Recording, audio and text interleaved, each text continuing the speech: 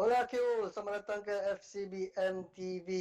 Hari ini saya bersama dengan macam biasa Mr. Felix. Lambai sikit. Yeah. Okay, so hari ini kita nak bincang pasal post-match review untuk game start dengan Dortmund dulu and then Atletico Madrid. So, kita start dengan Dortmund dulu lah. Home game, menang 3-1. Aku rasa a comfortable first half performance lah. And then kat sini aku nak bagi tahu hang punya cita-cita nak kita masuk Europa League tu tak tercapai lah. Betul lah. Tak apalah. Ada peluang lagi. Tak apa. Okay, so aku rasa comfortable first half. Kita memang main sangat fluid. What would you think? Bagi aku, the game itself macam it's normal Barcelona lah. Memang slow and steady. And then bagi aku somehow like Barcelona dia effect out the opponent tau. Very badly, we play very slowly. The other team pun macam they take it really slow lah. Sebab this is a Dortmund that kalah dengan Bayern, lepas tu seri dengan Paderborn kat Liga like a week ago. So it depends on what, macam aku cakap lah. I mean it depends on what kind of Dortmund we will see that day. And it shows that the Dortmund that we see that day is really reckless. Macam tak ada confident untuk kelakar Barcelona, sebab we dah tengok dari starting lineup Sancho tak ada. Whether there's an internal crisis, tak tahulah. Basically the game can be changed with Sancho in. Basically it's just a combination of Ramos memang tak perform malam tu, memang mistake banyak, and then dengan Messi punya performance lah. It's I think memang the first time we see MSG in a score sheet lah. So overall, no typical Barcelona performance, expected to win lah sebab home game kan. So aku rasa kita kena sebut pasal Dembele juga injured so early on. Aku rasa game-game sebelum ni dia starting to perform, starting to provide something kan. Aku rasa it's a shame tiba-tiba sekarang dia kembali injured balik lah. Macam it's a very difficult thing lah, sebab at first aku kind of like I'm a admirer of Dembele lah. Memang the way he perform, the way he broke into the scene memang power lah. Tapi sekarang looking at his situation now, aku rasa is how to put it, it's not the expectation that I hope for lah. Sebab cakap let's be honest lah, dia panic buy sebenarnya in the sponsored game lah. Macam Sid Low, ESPN punya correspondent dah cakap the best thing to do after what happened to Neymar, we got paid 222 million, is doing nothing. Let the thing roll out and then have a plan, calculated move that will benefit us in the next few seasons. Tapi sebaiknya jadilah. So right now it's kind of like memang kita pada muka lah. Tapi to be fair, dia memang a quality player. Aku rasa cuma the price tag je tak kena. Panic buy sebab price tag je bagi aku. Betul lah. Tapi tak tahulah sebab there's a few I think pernah lah seorang pemain Espanyol lah dia cakap dengan dia open letter to Dembele lah. Listen to what the people at the club said to you, the physiotherapist, nutritionist, everything. Get your friends out of the house, apalah. So bagi aku sekarang the next step is to see how he does lah. I mean sebab ada ura-ura lah Dembele could be on loan to somewhere else. I mean it's a good thing for him, just that I hope he doesn't go back to France lah. Makin berjadi perangai dia tu kalau kita kat sana.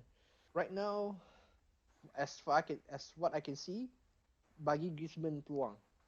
He's the one who need to step up, because he's already in his peak of his career. Dembele pula figure something out, either loan him out or just sell him. Macam tu je. Sebab sekarang I don't see the potential future kat sini. Lepas tu I just scared he'll be macam apa Anthony Martial kat MU lah. Macam tu lah. So aku nak something yang aku perasan game ni kan. It actually relates to kita punya fighting spirit lah. Kita bandingkan game lawan Dortmund ni dengan game yang lawan Atletico Madrid baru ni kan. Lepas 2 gol aku rasa sebelum gol kedua tu kita memang attack. Memang attack. Aku rasa kita have more shots before 2 goals tu daripada lepas 2 goals tu aku rasa kita dah tak banyak attack dah, tak banyak shoot dah, tak banyak chances. So bila kita and then the second half itself kita underperform lah compared to the first half. As opposed to Atletico Madrid, actually we fought until the end. Bila masih 0-0 lagi, we can still fight. Bila dah selesa, we are too comfortable. Yelah, this is the thing I noticed also. Sebab based on statistics on this season, I think around 51% of our goals throughout our competitions is scored from the second half. Usually kalau kita either 1-0 down or kita 1-0 up, most likely we'll score more the second half. And macam tu lah mentality si Valverde ni. Once we are only like tipis memang we leading by only one solitary goal, he will push his players to score more goals.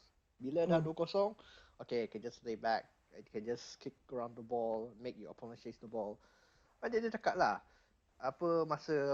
what he mentioned about the distance covered, less distance covered by our team as compared to our opponents. It doesn't matter how far you have gone, how far you have run. It's just that how do you use that distance to your favor.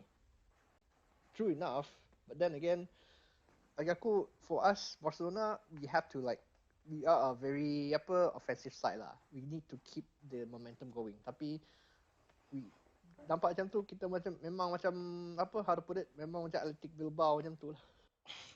Adakah bagi aku, is it fair to say that lepas kita score gol, Valverde yang bagi tahu kata jangan attack, defend, ataupun macam yang aku fikir, it's more like player punya motivation dah kurang, bukannya the tactic of manager itself mengurangkan attack. I mean, it depends on one thing because on one side you have to consider that player dia ada sekarang, the main players, 3 or 4, I think more than half of the team is already reaching 30 already. Busquets, Piqué, Vidal, Messi. I mean, he has to consider that also lah. It's considered in that way. Then again, how to put it, I wish that even though kau dah 30 kan, you can push yourself to be better lah. Macam dia letak all those senior players just to sedapkan hati player dia. Macam tu. Tu je lah. I don't know what his mentality is lah. Okay, fair enough. Okay. So, game Atletico Madrid. Away game, aku rasa tough game. Bagi aku, it was not a comfortable match lah. Kita struggling until the end. But even kita dah score, sebelum score pun kita struggling. But we still managed to win. Okay, kita cakap pasal Atletico Madrid dulu. Aku rasa Atletico Madrid memang plan to play defensively. Dia memang relying on counter attack and they're relying on Barca buat mistake time dia pressing, which I think is untuk klub yang setelah Atletico Madrid ni macam a wrong move lah. Macam they're betting on us to make mistakes. I think I mean aku tengok macam performance si Atletico is what you said lah. They depend on the opposition pressing us and expect themselves to actually go the counter and score. I mean, for the first three matches, they were very offensive. Memang score a lot of goals. Memang not your typical Atletico Madrid lah. Then I don't know what happened to Simeone lepas the first international break. They retracted back to a more defensive, more comfortable lah comfortable punya comfortable zone under Simeone. Basically, it doesn't win you titles lah. With good players like Felix, Morata, Costa, Koke semua, it is a very memang sayang lah kau letak player macam quality macam tu, tapi kau main defensif. Betul. And for me, it's like we could have lost the game dekat masa kat Wanda Metropolitano tu, if it wasn't for the second surprisingly PK perform in that game. Lepas tu, there's a lot of chances yang Atletico, it should have scored. So basically, first half memang I expect we bolos satu gol, tapi sebab dia jadilah the people that we didn't rely on performing, especially PK, menjadi pula kan. Itulah. And talk about Ter Stegen lah. Aku rasa still he is one of the most underrated performer lah untuk season ni, dan mungkin juga season lepas lah. Kalau saya bukan pasal save dia, first yang cross dia save from short distance tu, aku tak ingat siapa yang shoot. Yang mana yang ada yang satu yang cross tu, siapa shoot tau, aku tak ingat. Yang Mel Trippier ke apa? Trippier or the Morata header ke apa? Betul, yang first one. And then second one was Morata punya header lah kan. Kalau yang first tu dah concede, aku tak rasa we could have recovered lah. Sebab Atletico punya game memang betting on us to make mistake. Kalau kita buat mistake tu memang dia akan defense sampai akhir kan.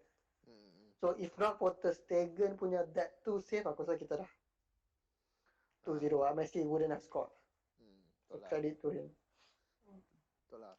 I mean, Atletico basically is macam case with Dortmund lah. It depends on what kind of Atletico we're facing. Is it the Atletico that's adventurous, willing to take risks, or just stay in the hole, be defensive, keep that defensive shape, and then see what happens lah. Basically, we could have lost the game. Basically, I want to lose the game. Seriously. Sebab I mean, if we become champions lah, I don't think macam kau cakap ni, it doesn't give me satisfaction if we become champions kalau jadi macam tu, because of people around us being so inconsistent, being awful, kita jadi champion. Sekarang tak ada meaning dah jadi La Liga ni. Okay. Second dia punya choice of midfield. Okay, the Jean Rakitic atur make sense, but Rakitic more in the defensive role, which bagi aku memang potong steam betul-betul lah. Atletico Madrid pressing kau. Rakitic is nowhere near Busquets lah. Dia tak boleh nak cope with that pressing, or tak boleh nak release ball that selaju tu pun. Aku rasa that is the area yang kita paling struggle lah dekat tengah tu, untuk shift from defense to attack. Entahlah, I don't know apa purpose Rakitic diletak kat sana. Probably nak interchange between De Jong dengan Rakitic sendiri lah. In that game, he shown his aggressiveness lah. He's good enough to be a DM in this game. Cuma because the biggest strength is of Rakitic, he doesn't use his speed or flair anything. He just uses creativity. He has creativity. And masa kat Sevilla pun, he is being used as a central midfield that delivers the ball to the front line. Letak kat DM, I mean, he been used sparingly kat DM lah. Cuma I think that I don't know lah, this is probably a theory lah. Dia nak bagi tengok potential bidder si Rakitic ni, he can play defensive midfield. Lepas tu naikkan harga si Rakitic ni. I don't know lah. I mean, that's the theory I have at the moment, because Rakitic is useful as a defensive as a central midfield. Comparatively to Busquets, he's slow. Yang tu je. Okay, and then Messi. aku rasa dia struggle lah dari awal game. Aku rasa dia kata struggle. Memang kalau dia tak score gol ni memang dia dah kena maki lah game ni aku rasa. And it's okay lah dia baru menang 6 Ballon d'Or, so bagus lah. Tapi aku rasa the game kalau dia tak score, he was really struggling. First half aku satu-satu benda yang dia buat is yang pass to Rakitic, yang Rakitic tak score lah. Other than that, they're losing ball a lot. And then aku tak rasa he was marked that tightly pun lah. Soalnya bila Messi tak perform, kita yang kata dia kena mark kau-kau kan. Tapi aku tak rasa dia kena mark kau-kau pun. They still have space but still losing ball a lot. I think you can theorize that it's because of fatigue lah. Because he's 32. I mean, you cannot expect him to perform game in and game out. So, especially with Atletico punya backline, kira one of the best in Spain, one of the best in Europe. I mean, you cannot expect him to run past defenders that lightly. Sebab sekarang they have very good center backs. Even though most of the team memang dah it's not around anymore, but still they able to perform. And I think that Simeone pun kira macam know Messi quite well after like how many seasons si Simeone dah dimalukan si Messi ni. I mean, one thing is fatigue, second age, third is probably tak ada teammate yang boleh accommodate dia. It's just macam aku cakap lah, it's just like every player has their own mind, and Baba day tak bagi arahan kat diorang. Macam they play their own game. Macam tu je lah, disjointed. And then the goal. Memang klasik Messi punya goal, klasik Barca with Messi punya goal kan. Dia cut dari kanan, one touch, tiba-tiba dia akan one touch terus goal kan. Credit to Suarez lah. Aku rasa Suarez pun the whole match aku rasa tak ada benda sangat pun, dia tak ada ruang sangat pun to do anything. That one shot aku rasa in the first half yang tiba-tiba out of nowhere dia shoot macam push, tiba-tiba rasa macam nak gol lah, itu je. Then but for the goal tu, dia punya assist, dia punya that one touch tu was very quick and perfect lah. Messi tak payah fikir pun, just slot into the goal. Tu memang keserasian diorang. He knows, it's Rakitic lah. Rakitic tak payah tengok mana Messi pun, he knows where he is. The same goes with Suarez and Messi. From my problem with Suarez is he's 33, 34. He cannot move. He cannot run over defenders now. Not to say that only at the front line, but also at the central midfield. Last time dia akan bawa bola sampai ke touchline. Sekarang mana ada dah? Because his mobility is close to nothing. And then build up play dengan hold up play dia memang dah kurang lah because of his age. Number one, cakap lah memang age lah. So credit to him, he managed to help Messi to score a goal and help Barcelona to win the game. Tapi in the end of the day, how long can he perform at this stage? Pun away game berapa goal, berapa chance dah bagi dia untuk score goal. Setiap kali aku nak kata Suarez dah tua, Suarez dah sepatutnya kena jual, which I still agree, which I still think so, but dia akan buat something like ni lah. Bagi aku that touch tu is a magic touch lah, like very simple but very effective touch lah. But then Griezmann was open at that time, very open. Messi tak pass pun tak. I mean, of course lah sekarang gol kita tak cakap pasal benda tu kan. Tapi if tak gol, I think isu Messi tak pasal Griezmann ni akan berulang sekali lagi lah. Sebab he was very wide open. Yelah, I mean, if you take a look at the game lawan Dortmund, Griezmann scored the third goal. Masa tu memang really boleh nampak mana team kau dah. It's because you're not chasing the goal already. Okay. Macam kau cakap lah, bila dah kita nak tengah nak cari goal kan, jarah cari goal, you don't think twice. You don't think twice, just pass to the person that you know is gonna be there. This comes to keserasian lah. bila orang cakap Griezmann is back, Griezmann MSG is back, give it one or two seasons lah. For me, as first season kau tak boleh expect dia perform to his best. Same thing with Neymar, same thing with Griezmann as well. You cannot expect a lot of goals from Griezmann.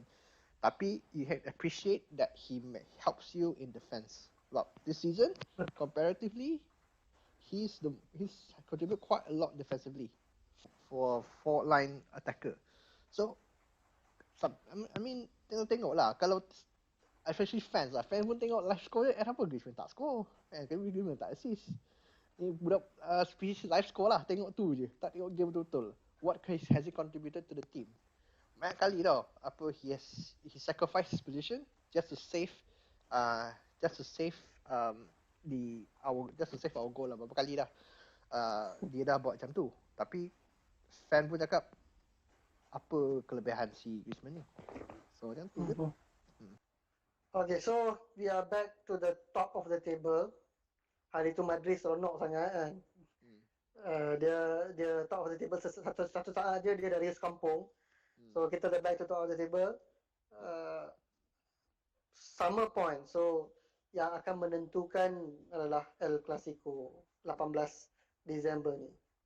So aku rasa kita ada few games. So, kita ada 3 lagi game building up to that. First, minggu ni kita ada home game versus Mallorca, and then away game lawan Inter, away game Sociedad. 4 hari lepas away game lawan Sociedad tu, kita akan lawan Madrid dekat home. Aku rasa Mallorca mudah. Tanya koki sangat. Because it's a home game, aku koki sikit lah. Mallorca mudah. Inter most probably kita takkan turunkan the first squad. We can rest everyone. But then Sociedad, I don't think so. Sociedad away is a pushover lah. Ya, betul. That is concern lah. And then 4 hari lepas tu kita akan lawan Madrid pula tu. So what do you think? Macam kau cakap tadi lah, Mallorca of course we can makan lah. I mean on paper we should have no problems lah. Mallorca pun memang tak power. I think bottom of La Liga ke apa, lupa dah. And then Inter, we don't expect the first team, memang expect a B team. And then next game Sociedad, Anoeta memang buddy. So bagaimana orang tahu, it is a very bad, it is a boogie team for us. Kalau Sociedad, if we pull off against Sociedad, I would say okay, probably a good momentum for us to play against Real Madrid. For me, I don't want to give much expectations first, because I'll put it, this season is a very weird season for La Liga. 1 week Real Madrid losing, and then the same week Barcelona draw. And it's very inconsistent.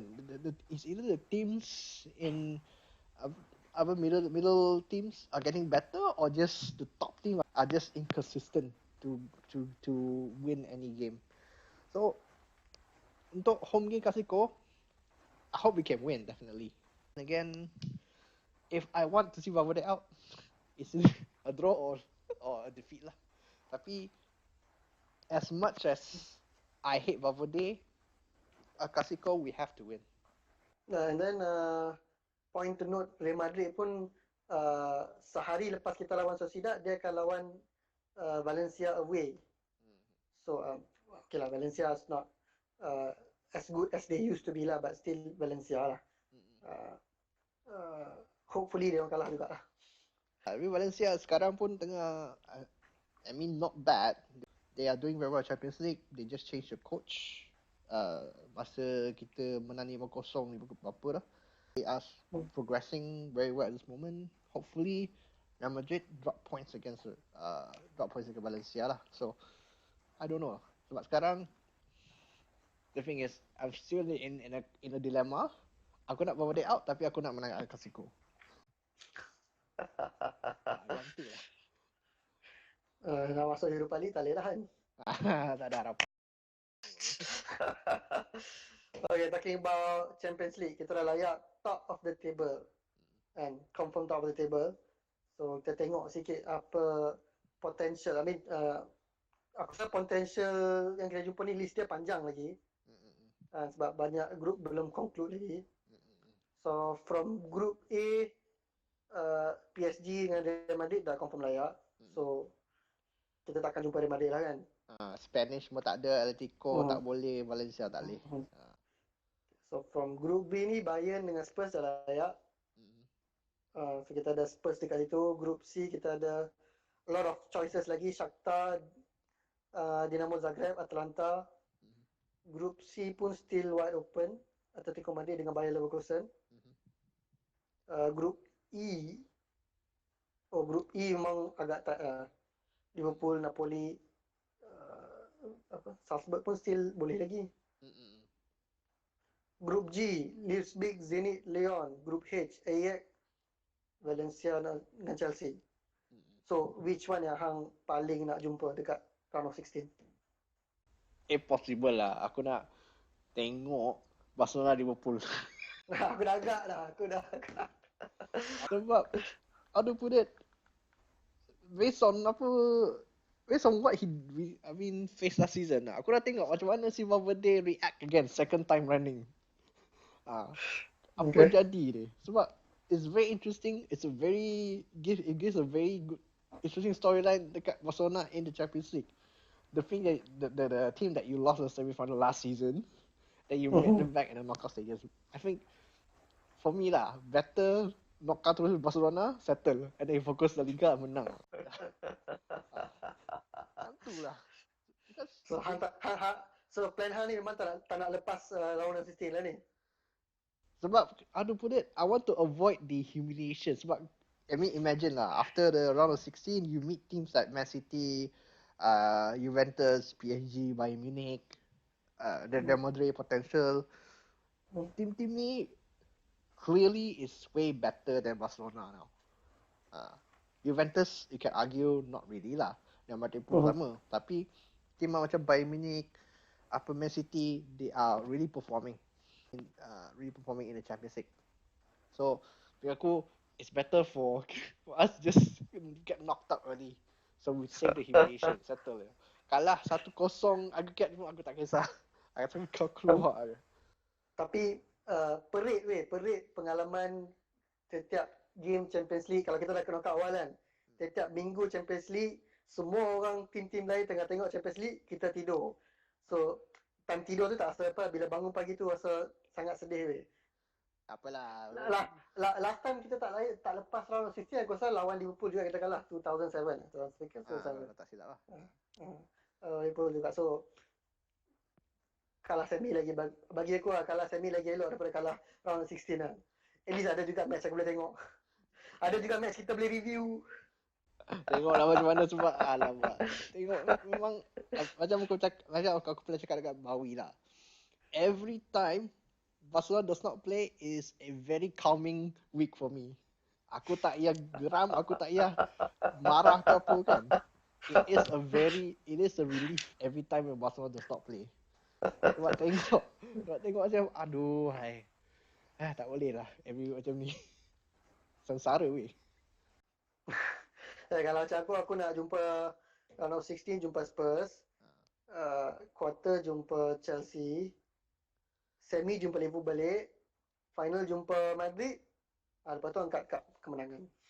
Kalau kau cakap Man City final pun okey lah. Semua lawan EPL. Tak, dia final kena menang lawan Madrid. Dia macam a different sense of kepuasan tu. Kalau boleh masuk lah. Aku cakap kalau knockout stages bagi aku it is depending on who we get lah. Apart from Spurs, apart from Liverpool, apart from Napoli, I think we can get over most of the teams lah. Okay, Ajax also. Part of the team. Apart from those teams, I think we can go through lah. Just that next round, apa jadi? Because anything we can get anyone from the elite clubs in Europe. So. Okay, so itu sahaja review kita. Kita dah habis cover semua topik ya. So game minggu ni lawan Mallorca, kita lepas menang ke kalah ke sedih ke, kita akan review balik. Okay. So thank you Felix. So thank you semua Qs yang sanggup tengok sampai habis video ni. You guys are the true Qs lah. Okay, jangan lupa subscribe, jangan lupa share. Kalau ada komen-komen yang menarik tu bolehlah komen. Okay. Alright, ciao. Okay. See you. Visca Barca. Basah.